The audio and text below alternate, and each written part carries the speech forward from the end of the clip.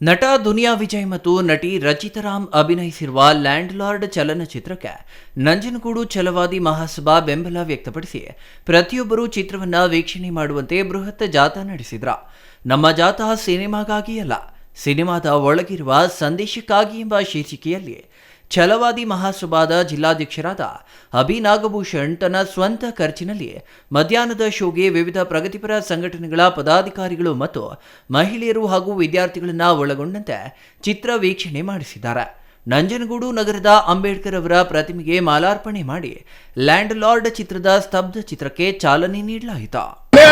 ಇದೇ ತರ ಇನ್ನೊಂದು ಫಿಲಂಗಳು ತೆಗೆ ಶಕ್ತಿಗೊಂಡಿದ್ರು ಈಜಿಗೆ ರಾಜ್ಯ ಅಲ್ಲ ರಾಷ್ಟ್ರ ಪುರಸ್ಕಾರ ತುಂಬಾ ಅದ್ಭುತವಾಗಿತ್ತು. ಇವತ್ತಿನ ಇತಿಹಾಸ ಸಂವಿಧಾನ ಎಂದ್ರೇನು, ಯಾರು ಮನುವಾದಿಗಳು, ಸಂವಿಧಾನ ವಿರೋಧಿಗಳು ಮತ್ತು ಮನುವಾದಿಗಳಿಗೆ ಅವರೇ ನೋಡ್ಬೇಕಾದ್ದು ನಿಜವಾದ ಅಂಬೇಡ್ಕರ್ ಅನುಯಾಯಿಗಳನ್ನ. ಸಂವಿಧಾನ ವಿರೋಧ ಮಾಡ್ತಾರೆ, ಬಂದು ನೋಡಿದ್ರೆ ಸಂವಿಧಾನ ಏನು ಅಂತ ಗೊತ್ತಾಗುತ್ತೆ. ಒಳ್ಳೆ ಸಿನಿಮಾ ನೋಡುವಂತ ಏನು ಜಮೀನ್ದಾರಿ ದಬ್ಬಾಳಿಕೆ ಇತ್ತು ಕೊನೆಗಾಣಿಸಬೇಕಾದ್ರೆ ಸಂವಿಧಾನನೇ ಬರಬೇಕಾಯಿತು ಅಂತ ಸ್ಪಷ್ಟವಾಗಿ ಹೇಳಿದ ಸಿನಿಮಾ. ಇದೇ ತರ ಮೂವಿ ತುಂಬಾ ಹೆಚ್ಚು ಮಾಡ್ತಾರೆ.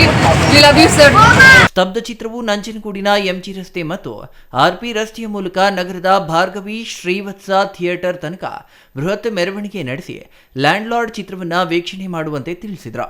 ಮೆರವಣಿಗೆಯಲ್ಲಿ ರೈತ ಮತ್ತು ದಲಿತ ಸಂಘಟನೆಗಳ ಪದಾಧಿಕಾರಿಗಳು ಹಾಗೂ ಛಲವಾದಿ ಮಹಾಸಭಾ ಪದಾಧಿಕಾರಿಗಳು ಭಾಗವಹಿಸಿದ್ರು. ನಂತರ ಭಾರ್ಗವಿ ಶ್ರೀವತ್ಸ ಚಿತ್ರಮಂದಿರದಲ್ಲಿ ಸುಮಾರು 500 ಜನ ಚಿತ್ರ ವೀಕ್ಷಣೆ ಮಾಡಿದ್ರು. ನಟ ದುನಿಯಾ ವಿಜಯ್ ರವರು ನಡೆಸಿರುವ ಲ್ಯಾಂಡ್ ಲಾರ್ಡ್ ಚಿತ್ರವನ್ನು ಪ್ರತಿಯೊಬ್ಬರೂ ವೀಕ್ಷಣೆ ಮಾಡಬೇಕು ಎಂದು ಕರೆ ನೀಡಿದ್ರು. Kumar, CTV news, Nanjangud.